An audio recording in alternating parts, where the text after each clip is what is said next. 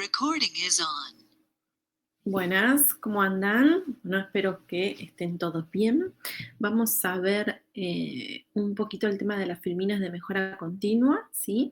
Este año, a diferencia de años anteriores, lo que hicimos fue dividir por una parte lo que es el proceso de mejora continua y el ciclo de Deming o el PDCA, por un lado, y por otro lado la parte de las herramientas, que a su vez la dividimos en dos partes más. Herramientas clásicas, por una parte, que va a ser lo primero que vamos a ver, y después una serie de herramientas nuevas que lo vamos a ver en la semana siguiente, ¿sí? La idea es que veamos estas filminas ahora de mejora continua y del ciclo, y por ahí hacemos una revisión de la parte de herramientas, pero como les dijimos el miércoles pasado en el encuentro, va a ser más que nada desde el punto de vista teórico, ¿sí? Ustedes para el miércoles tienen que resolver un cuestionario que vamos a poner a disposición en el Moodle, que es exclusivamente sobre conceptos teóricos, ¿sí? Y la semana siguiente les vamos a pasar un trabajo práctico para las herramientas clásicas, y la siguiente otro trabajo práctico para las herramientas nuevas, ¿sí? Con lo cual, lo que estamos diciendo es que vamos a estar 3 semanas con la parte de mejora continua y de herramientas. Para que se lo tomen un poquito con más calma. ¿Sí?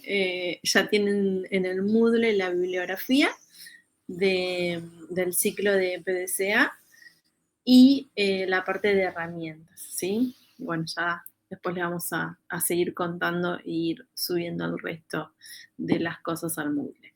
Bueno, arranquemos entonces a ver un poquito de las filminas de mejora continua. Vamos a compartir la pantalla para seguirlas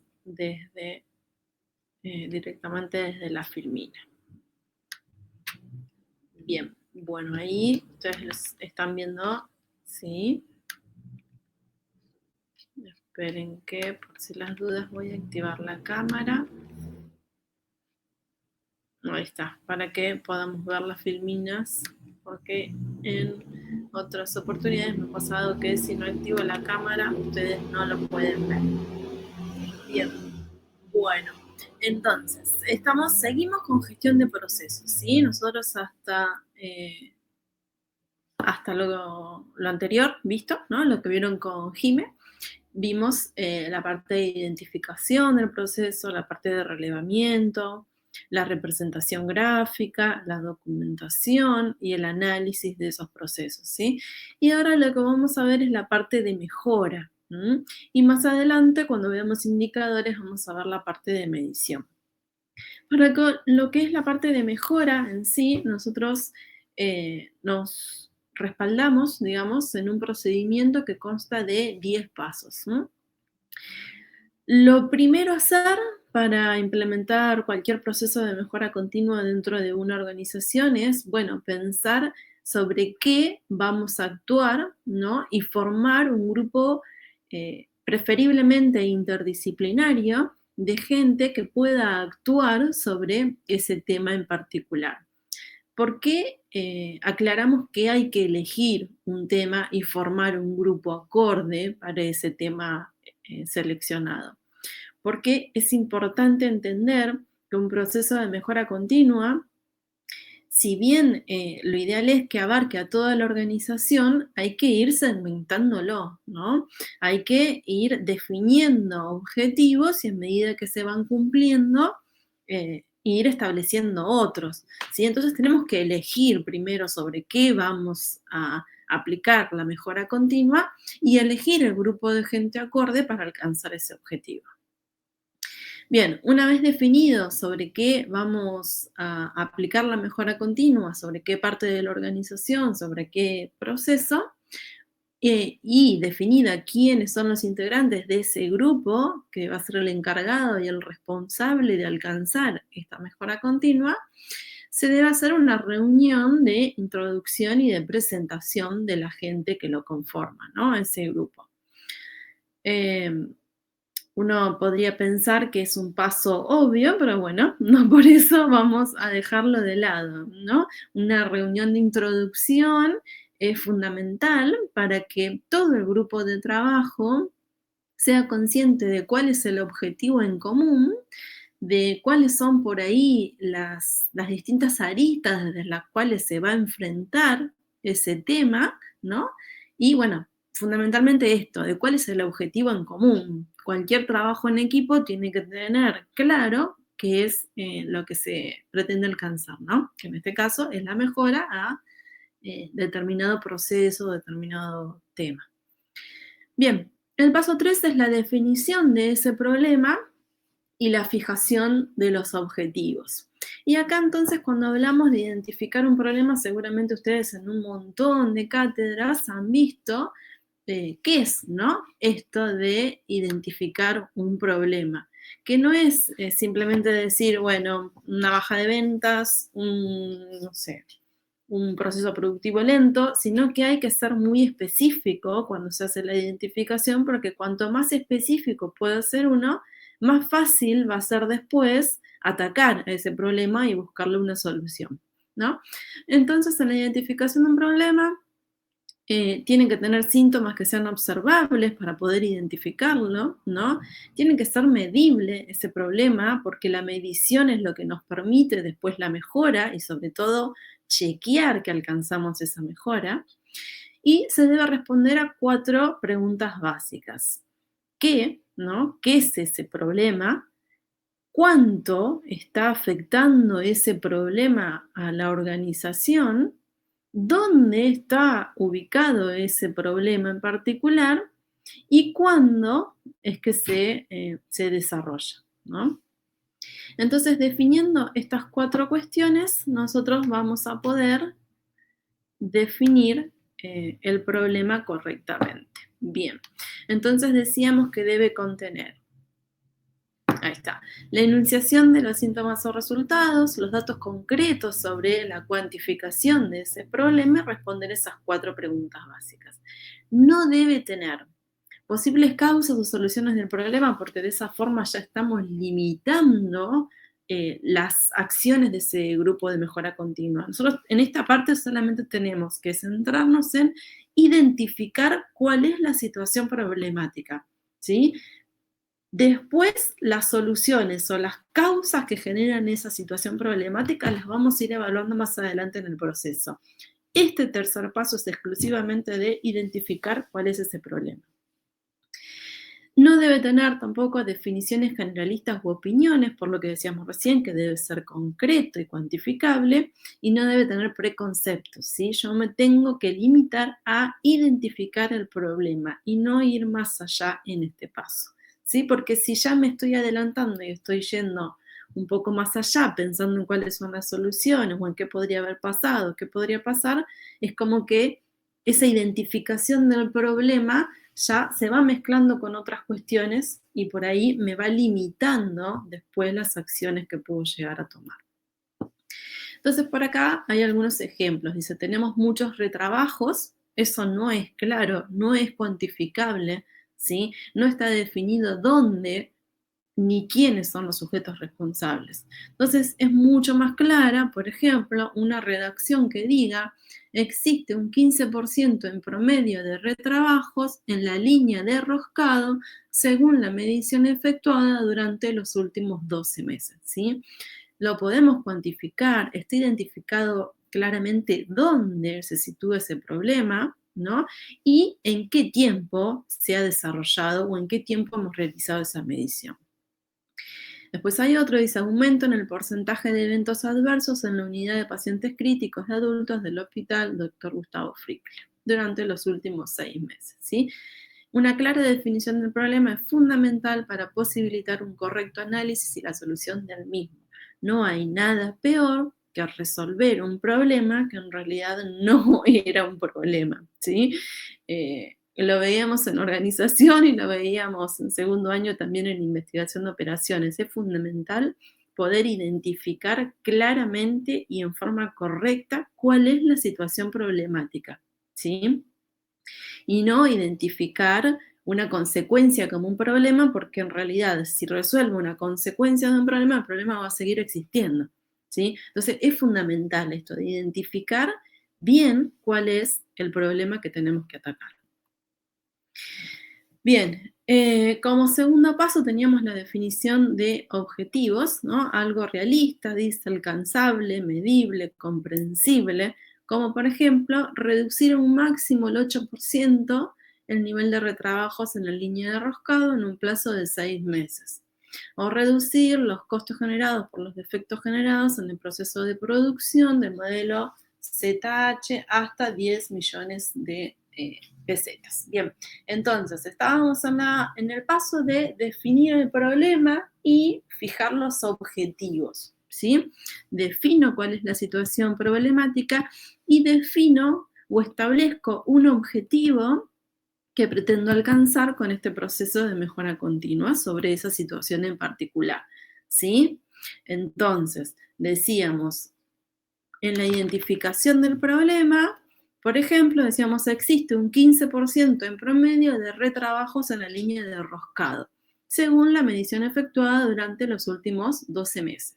Ahí definí el problema. Y en la definición de los objetivos, puedo decir, por ejemplo, acorde a la misma situación, reducir a un máximo de 8% el nivel de retrabajos en la línea de roscado en un plazo de 6 meses. O sea, este es el problema que tengo ahora y este es el objetivo que quiero alcanzar. Para eso, para la identificación de las causas, que ya estaríamos un paso más adelante, una de las herramientas que podemos utilizar es el torbellino de ideas, ¿sí? O brainstorming. Lo que nos ayuda esta herramienta es a identificar las causas de ese problema, ¿sí? Y es por ahí, es una herramienta muy útil, sobre todo porque el torbellino de ideas seguramente ya lo han visto en alguna otra materia, pero uno lo que hace es, con este equipo de trabajo, define el problema, como lo hicimos antes, el objetivo, y es como una charla libre donde cada una de las personas que están en ese lugar pueden esgrimir o contar o decir cuáles son las causas que le parece podrían llegar a originar ese problema específico, ¿no? Y como al no tener restricciones, hacer una charla libre y torbellino de ideas quiere decir que uno piensa y que dice lo que se le viene a la mente por ahí sin demasiados filtros, por ahí eso da lugar a que surjan algunas causas que de otra forma podrían quedar ocultas, ¿no? Y bueno, los objetivos es estimular el pensamiento para generar esto, ¿no? Ideas creativas, plantear todas las posibles causas del problema y fomentar el trabajo grupal, ¿no? Porque lo que decíamos recién, al no haber restricciones, es como que se te ocurre cualquier cosa, aunque sea un poco loca por ahí en un principio, pero eso que en un principio podía parecer loco y que por ahí en otro contexto uno no lo hubiese expresado, en este contexto suma, se considera y después en una evaluación se verá si era real o no, pero bueno, es algo que se plantea, y de otro modo por ahí ni siquiera llega a plantearse. Bueno, acá hay un ejemplo de torbellino de ideas, ¿no? De cuál sería el procedimiento para realizarlo. Después, esto sería el paso 4, identificación de las causas. Una vez que tenemos identificadas esas causas del problema, hay que clasificarlas, ¿no? Para ver que algunas de esas causas van a ser más significativas que otras y en principio deberíamos de atacar aquellas que son justamente las principales, ¿no? Bueno, y para esto dice los objetivos, clasificar las potenciales causas de un problema, entre cuáles son las más importantes y las menos importantes, relacionar causa con efecto, ¿sí? Bueno, este es el problema, vamos a ver de qué modo estas causas están afectando o están generando este problema. Categorizar las posibles causas para un mejor análisis, ¿sí? Y dividirlas en categorías.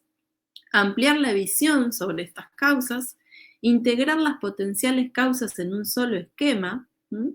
Y favorecer la comunicación racional entre los miembros de un equipo. Bien, bueno, ahí algunas de los objetivos que se busca con el diagrama de causa-efecto. El diagrama de causa-efecto, lo tenemos algunos ejemplos en la filmina siguiente, se lo llama también diagrama de espina de pescado o diagrama de Ishikawa, y es un diagrama que es muy práctico porque es muy visual, donde se establece cuál es ese problema o ese efecto que uno busca atacar o resolver, y en función de eso se van definiendo causas, ¿sí? Además de la definición, se hace una clasificación de esas causas en, digamos, lo que serían las espinas del pescado, ¿no? Uno va definiendo y las va agrupando. Entonces, por ejemplo, podríamos decir que todas las causas referentes a la maquinaria las agrupamos en una espina o en una línea de ese gráfico. Lo que tiene que ver con recursos humanos lo agrupamos en otro, lo que tiene que ver con metodologías o métodos lo agrupamos en otra espina y así. Entonces, gráficamente uno ve fácilmente cuál es el problema y cuáles son las distintas causas que lo generan y como las ramas de esas causas, ¿sí? Bien, con eso entonces lo que estamos haciendo es clasificar las causas que generan este problema. Y después lo que vamos a hacer como el paso número 6 es la ponderación de esas causas. Bien, las tenemos identificadas y ahora lo que queremos, las tenemos identificadas y clasificadas, ¿no? Y ahora lo que queremos hacer es ponderarlas. Bueno, a ver cuáles son más importantes que otras, ¿no? Y para eso usamos el diagrama de Pareto o la gráfica de Pareto, ¿no? Que aquí lo que definimos es cuáles son las causas que generan la mayor cantidad de efecto en ese problema o de ese problema, ¿sí? Acá, por ejemplo, hay algunos, dice un defecto de envasado, que puede ser en la botella, en la tapa, en la etiqueta, en la contraetiqueta, o en una botella sin bigusa, y otros. Y se analiza la frecuencia con que se visualiza o se detecta cada uno de esos errores, ¿no? Y a partir de esa frecuencia uno puede hacer una gráfica de Pareto, ¿sí? Que nos permite, justamente como decíamos recién, identificar cuáles son esas causas poco vitales que nos generan la mayor cantidad de efectos. Y dice, gráfica de Pareto, desarrollar una metodología adecuada para comprender cuáles son las pocas causas más importantes y centrarse exclusivamente en ellos, ¿no? Esto tiene que ver con que no podemos abarcar absolutamente todas las causas en un principio y hasta a veces por una cuestión de costo-beneficio no es conveniente. Entonces lo que se hace es identificar cuáles son esas pocas causas vitales o las principales para atacar, al menos en primer medida, a esas causas principales. Y de esa forma se va a resolver la mayor parte del problema. Acá hay un ejemplo de un diagrama de Pareto. Bueno, aquí esta parte por ahí tiene más que ver con la parte práctica y la vamos a ver después cuando veamos las herramientas en la siguiente filmina. Voy a hacer un cortecito porque voy a buscar el enchufe de la máquina antes de que se me apague y se me apague la grabación.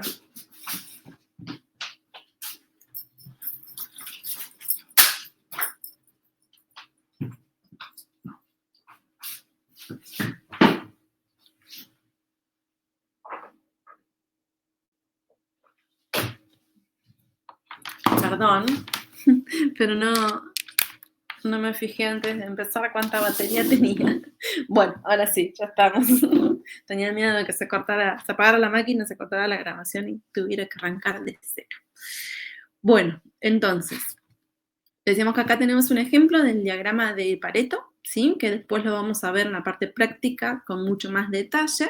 Lo importante de esto es que nos muestra en forma de histograma, digamos, o de gráfico de barras, las distintas causas del problema, ¿no? Que como verán están ordenadas, de primero la más significativa a la de menos significación, y que a su vez nos va mostrando un acumulado, ¿no? Para poder visualizar fácilmente esto del 80-20, ¿no? Que dice la regla de Pareto, que ustedes la han visto en otras cátedras, pero que uno como que la va aplicando a distintas situaciones, ¿no? En lo que es calidad la vamos a ver aplicada fundamentalmente, aunque también en otras circunstancias, pero fundamentalmente a lo que tiene que ver con fallas, defectos, insatisfacciones y demás, o causas como en este caso. Bien, entonces, acá el gráfico lo que nos permite es identificar fácilmente cuáles son esas causas que están generando el 80% del problema, digamos, ¿sí? O de las consecuencias. Bueno, acá no está muy claro por ahí, pero ahí dice, donde tiene la flechita que dice línea de porcentaje acumulativo, acá podríamos decir que ahí es un 80%, ¿sí?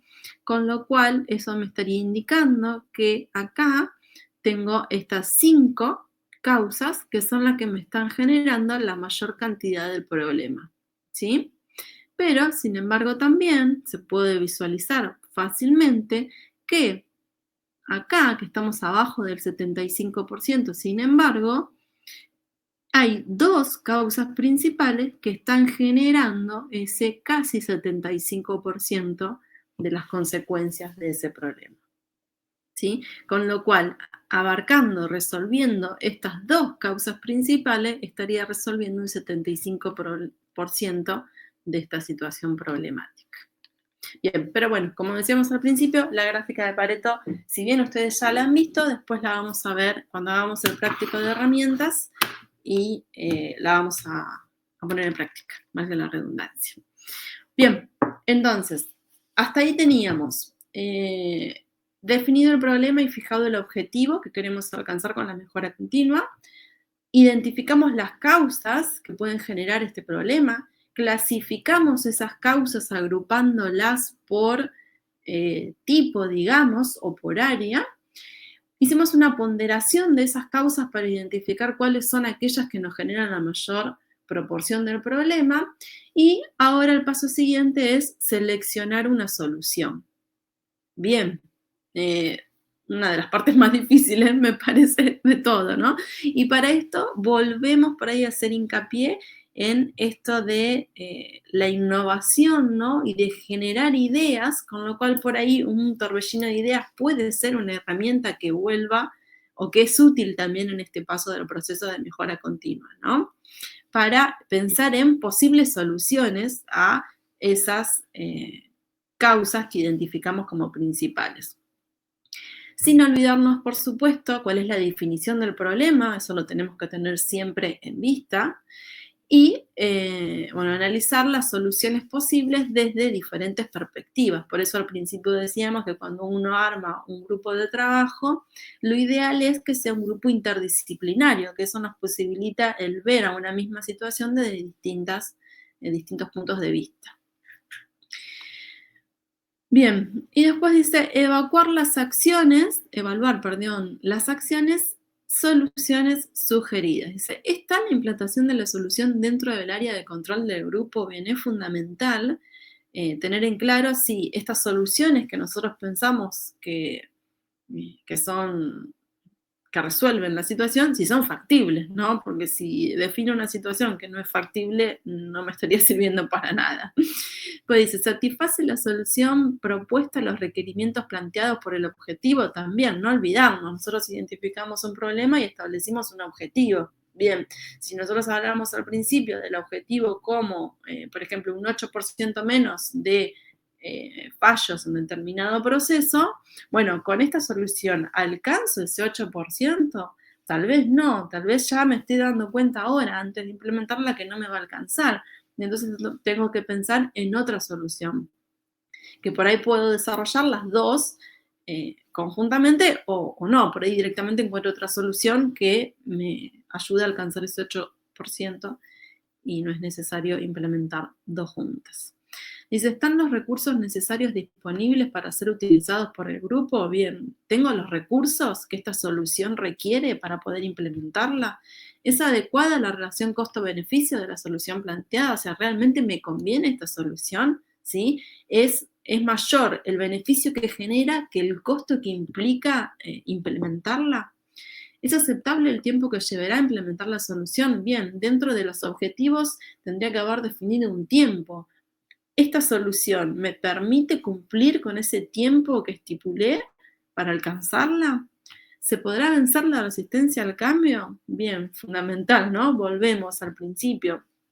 Siempre que hablamos de mejora de proceso, estamos hablando de modificar el trabajo de las personas, ¿no? Entonces, esas personas pueden ejercer resistencia al cambio. Tengo que evaluar también si es factible desde ese punto de vista, ¿no? Desde el punto de vista de que la gente que tiene que realizar esta tarea que yo estoy cambiando, ¿lo va a hacer? ¿Lo puedo convencer o no?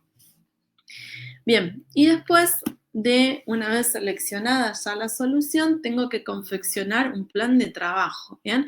Bueno, digo, esta es la mejor solución para esta causa que identifiqué de este determinado problema. Bien, ahora tengo que ver cómo voy a hacer para llevarla a cabo, ¿no? Y entonces tengo que definir qué es lo que voy a hacer, cuál es la acción, ¿no? ¿Quién va a ser la persona responsable de esa acción? ¿En qué momento la voy a desarrollar? Si es posible, definiendo cuándo va a comenzar y cuándo va a terminar. ¿Dónde? ¿Cuál va a ser el lugar donde se va a desarrollar ese plan de trabajo? Y cómo, que tiene que ver con qué recursos necesito para poder desarrollarlo. Ustedes ahí abajo tienen un ejemplo, ¿no? Por ejemplo, se han enumerado las causas, como la causa 11, la causa 6, las causas 10, que nosotros acá no tenemos la información, pero puede ser que la acción, en el caso de la causa 11, una de las acciones definidas como solución para esa causa es sistematizar el armado de la nota de pedido y su circuito administrativo. Bien. Definimos la acción a realizar, definimos quién es el responsable, el jefe de ventas, que sería quién, definimos el cuándo, estamos estimando un mes para poder hacer esa sistematización del armado de la nota de pedido. En recursos no se ha definido nada, ¿sí?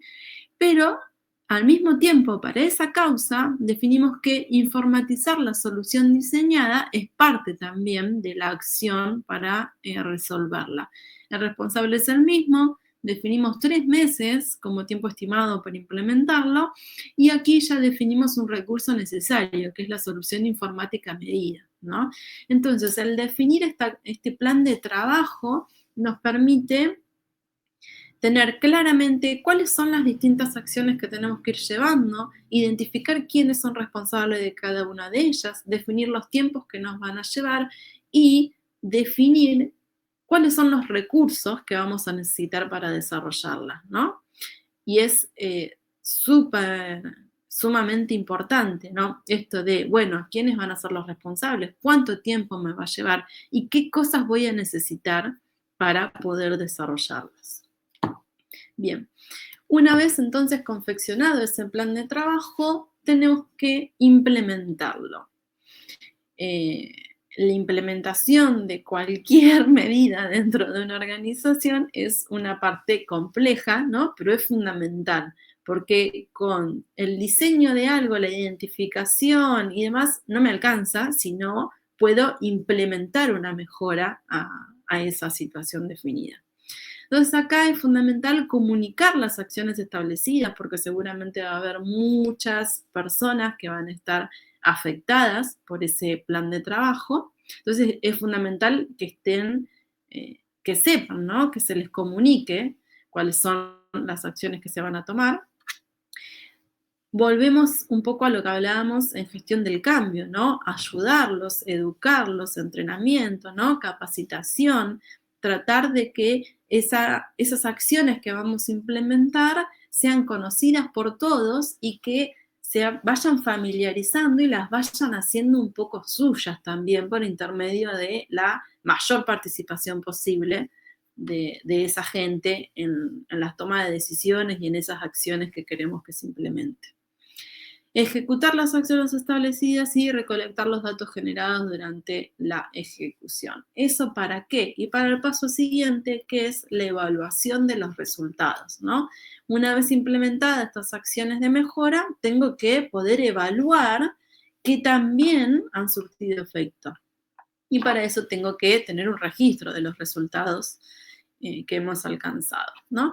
Y acá dice analizar los resultados parciales obtenidos y comparar los resultados finales contra la meta planeada. Bien, una vez que se diseñó el proceso, que lo implementé, tengo que ver si los resultados que obtuve condicen con el objetivo que planteé cuando comencé con este proceso de mejora continua.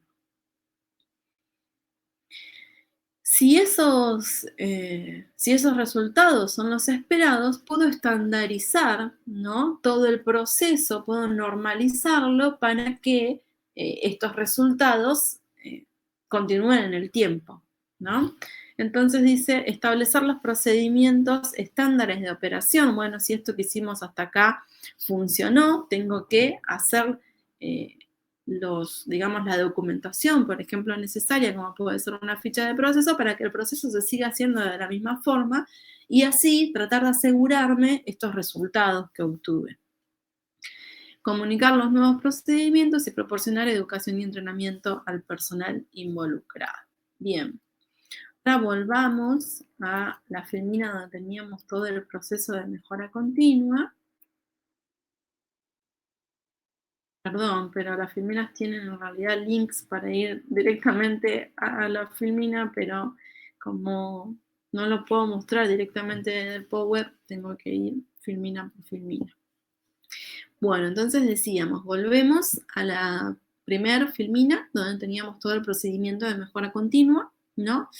Y acá, una vez desarrollado estos 10 pasos que decíamos, seleccionamos el tema, formamos un grupo de trabajo con gente idónea y en lo posible multidisciplinaria, hicimos una reunión de introducción, logramos definir la situación problemática y fijamos un objetivo de cómo queremos mejorarlo, ¿no? O de qué resultado queremos alcanzar con todo este proceso de mejora. Identificamos las causas, las clasificamos, las ponderamos para definir cuáles son las principales. Una vez definidas las principales, seleccionamos una solución o algunas soluciones para esas causas principales. Confeccionamos un plan de trabajo donde especificamos qué es lo que vamos a hacer, quién lo va a hacer, quién va a ser el responsable, cuándo, dónde, cómo, con qué recursos. Implementamos ese plan de trabajo, evaluamos los resultados y de esta evaluación de los resultados puede ser que evidenciemos que alcanzamos ese objetivo, ¿no? Y en ese caso hacemos un informe final de todo este proceso de mejora continua, estandarizamos el proceso y de esa forma establecemos una nueva norma, o puede ser el caso contrario, que no alcancemos el objetivo definido o no hayamos alcanzado el objetivo definido, y en ese caso puede ser que el grupo de mejora directamente se disuelva, ¿sí?, que se cierre ese grupo de mejora, en cuyo caso quedamos en la nada misma, o puede ser que ese grupo continúe, y en cuyo caso tenemos que volver a la identificación de las causas en el paso 4 para volver a desarrollar todo este proceso y ver si finalmente podemos alcanzar el objetivo planeado. Si el objetivo no fue alcanzado y se cierra este grupo de mejora, puede ser porque por ahí el grupo en sí no logró los objetivos por el funcionamiento del grupo, por las personas, por limitaciones. ¿Sí? Puede haber un montón de causas para esta situación. Y por ahí se podría armar otro grupo de mejora y volver a buscar una solución para ese problema. ¿Sí? Bien. Entonces, hasta acá teníamos el proceso de mejora continua, fuimos viendo cada uno de los pasos y hablamos de algunas de las herramientas que podemos utilizar. Y si hablamos de mejora continua, estamos hablando del círculo PDCA, que seguramente también lo han visto en alguna otra materia, ¿sí? Se lo llama también el ciclo de Deming o el ciclo de Ishikawa.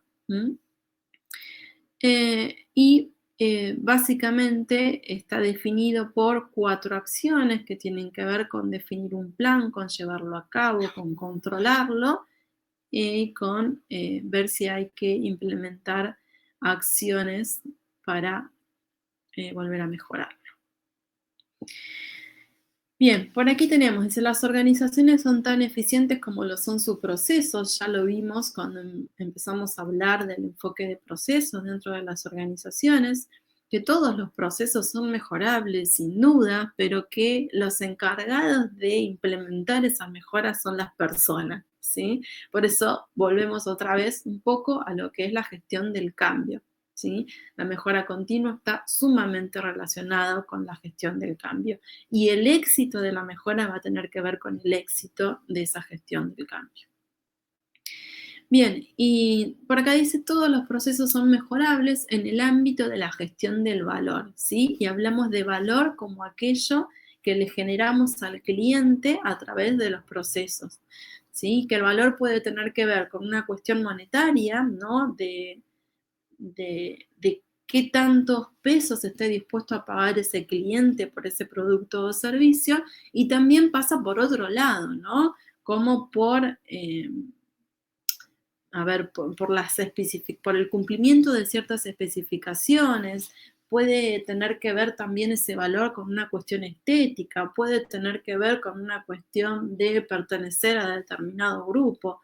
Sí, entonces, el valor pasa por un montón de aristas, pero siempre lo importante es que uno debe considerar que aquellas actividades se pueden mejorar para generar más valor para los clientes, ¿no? Por eso dice que todos los procesos son mejorables. Y estamos hablando de mejora continua. ¿Y qué es mejora continua? Bueno, mejora continua viene de un término japonés, ¿no? Que es Kaizen, y como dice acá, es Kai, que es cambio. Por eso hacemos mucho hincapié en la gestión del cambio. Y Zen, que es para mejorar. O sea que la mejora continua es un cambio para mejorar. Por ahí como para tenerlo presente y no olvidarlo. Bien, y acá hablamos de dos tipos de cambio, una mejora incremental y una mejora radical, ¿sí? La mejora incremental es esta mejora continua que hablamos nosotros, que supone que constantemente los procesos están mejorando para generar más valor para el cliente. Pero también hay otro concepto que ustedes lo tienen en la bibliografía, pero nosotros no hacemos demasiado hincapié porque estamos más enfocados en lo que es la mejora continua. Pero hay otro concepto que es esto de la reingeniería, ¿no? La mejora continua es, como decíamos, algo que se va dando a través del tiempo y que se alcanzan mejores resultados constantemente. La reingeniería es directamente cambiar por ahí cuestiones estructurales de una empresa, ¿sí? Por eso normalmente cuando uno piensa en la reingeniería de organizaciones, automáticamente lo relacionan con despidos, ¿no? Porque tiene que ver con que es algo rápido, con que cambia estructuralmente a la organización, y en ese cambio estructural pasan un montón de cambios que tienen que ver incluso con la gente, ¿no? En cambio, en la mejora continua o en la mejora incremental, lo que se espera es, a través justamente de la gestión del cambio, que el personal se vaya adaptando, ¿no? Le vamos dando el tiempo necesario para que la gente vaya incorporando cambios pequeños, digamos, ¿sí? Dentro de los procedimientos. Por eso es que nosotros hacemos más hincapié por ahí en la mejora continua. Es más fácil por ahí de aplicar, los resultados son más lentos, pero no por eso son menos importantes, ¿no? Bien, y esta mejora continua está directamente relacionada con el ciclo de PDCA, como decíamos recién, la rueda de Deming. Y este ciclo define 4 pasos, ¿no? O 4 cuestiones. Primero, el planear, después el hacer, el chequear y el actuar. Y acá, a su vez, está relacionado con 7 pasos, que estos 7 pasos están muy relacionados con los pasos que vimos a un principio de la mejora continua, ¿no? Entonces, cuando planeamos, lo primero que tenemos que hacer es definir el problema, después analizar el proceso actual, cómo se viene desarrollando, identificar las causas que generan ese problema y desarrollar una solución. Ahí estoy planeando, ¿no? En el hacer es ya implementar esa solución. En el check, que sería en controlar, lo que tenemos que hacer es revisar evaluar, ¿sí? Para lo cual necesitamos una medición de ese proceso para ver si esa solución que implementamos alcanza los objetivos definidos o no. ¿Mm? Y después en el actuar es directamente reflexionar y actuar, que tiene que ver con normalizar el nuevo proceso, es ver si realmente se alcanzaron esos objetivos y ya estandarizar la nueva forma de hacer o de llevar a cabo ese proceso. Y cuando hablamos de mejora continua y de ciclo PDCA, lo que pensamos es en esto, ¿no? En una rueda que lo que nos permite es ir subiendo en este proceso de mejora, ir alcanzando cada vez mejores resultados, pero es que es un proceso continuo, ¿no? Por eso es una rueda que va girando, porque está constantemente en movimiento. Y lo ideal es que sean las herramientas de calidad quienes ayuden a este ciclo de Deming a ir alcanzando cada vez resultados más óptimos, ¿no? Por eso es que la rueda va subiendo, porque se espera que el proceso vaya mejorando. Bueno, hasta acá estamos con esto. Esperen que dejo de 46 minutos, perdón, eran 15 minutos la idea, se me fue a 46, un desastre. Bueno,